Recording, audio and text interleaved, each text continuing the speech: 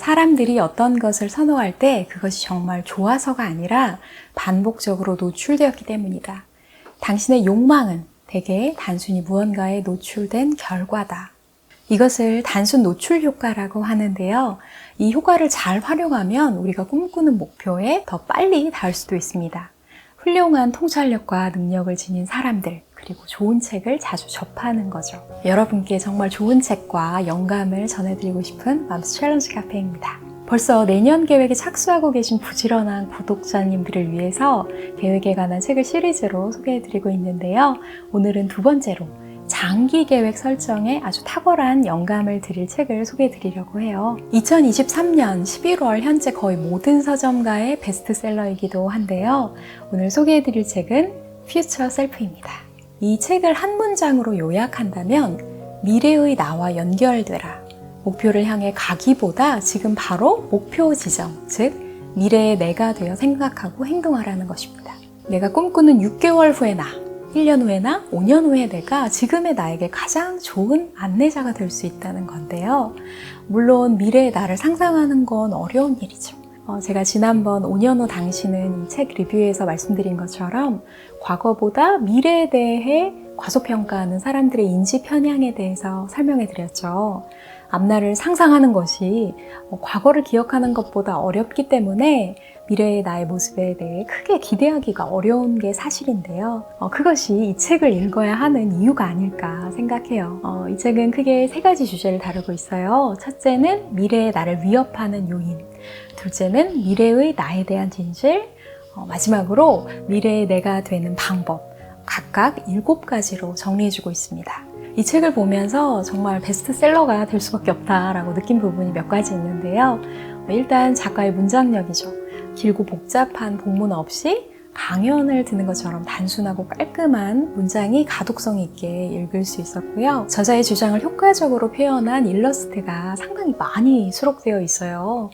대충 여러 가지 자료를 짜집기 한 게 아니라 저자의 의도를 정확하게 담아 일관성 있게 제작된 디자인이어서 내용의 설득력을 더하고 있습니다. 또 전체 구조가 3개의 장, 각각 7개의 챕터로 이루어져서 독자들이 상당히 읽기 편한 친절한 구성을 갖고 있어요. 하루에 50페이지씩 끊어 읽으면 일주일에 한 권 뚝딱 읽을 수 있습니다. 왜 제가 책 영업을 하고 있는지 모르겠지만 제 돈 주고 사서 읽은 독자의 순수한 칭찬입니다. 오늘은 제가 이 책에서 얻은 인사이트 3가지만 나누도록 할게요. 첫째는 성장 마인드셋을 가지라는 건데요. 미래의 나를 그리기 어려워하는 근본적인 이유가 현재와 미래의 나는 같다라는 생각에 사로잡혀 있기 때문이죠. 이걸 고정 마인드셋이라고 하는데요. 고정 마인드셋을 지닌 사람은 현재의 내 모습이 진짜라고 믿고 이게 영원할 거라고 규정해버리죠. 반면에 성장 마인드셋을 가진 사람은 현재의 모습은 일시적인 것으로 이해합니다. 지금의 나와 미래의 나는 전혀 다른 관점, 능력, 경험, 목표를 갖고 있기 때문에 적극적으로 스스로의 향상을 도모해 갈 수 있고 언제든 유연한 변화를 즐깁니다. 제가 10대 때 왕따 비슷한 경험을 겪었는데요. 이게 10대, 20대 때는 정말 아픈 상처, 몹쓸 악당들로 기억했어요. 그런데 이제 40대가 되고 최근에 다시 이제 떠올려 볼 기회가 있었는데요. 그때와 다르게 해석되더라고요.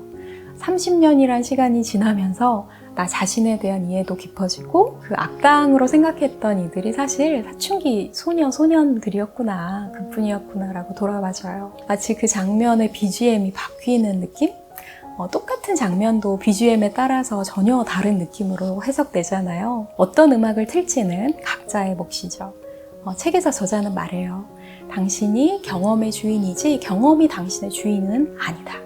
과거도 현재도 미래도 우리의 마인드에 따라서 모두 바뀔 수 있습니다. 두 번째는 우리의 목표가 종착지가 아닌 출발선이라는 점입니다. 제가 지필에 대한 목표를 갖고 있어서 얼마 전에 아는 작가님을 만나서 대화를 나눈 적이 있는데요. 정말 중요한 조언들을 많이 해주셨어요.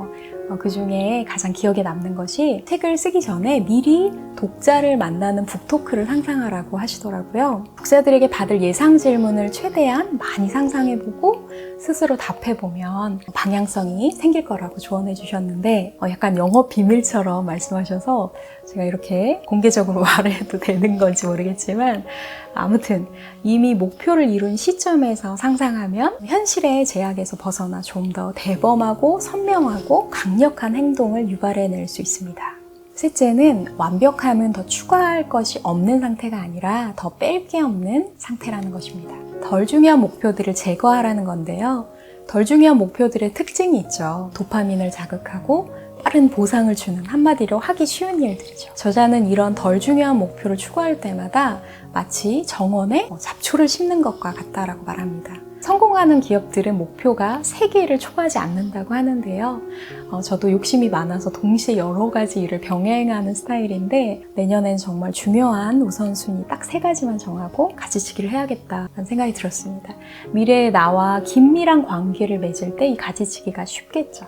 누군가와 깊은 관계를 맺는다는 건 그 사람을 진심으로 좋아한다는 거고, 좋아하게 되면 시간, 에너지, 물질을 기꺼이 투자하게 되잖아요.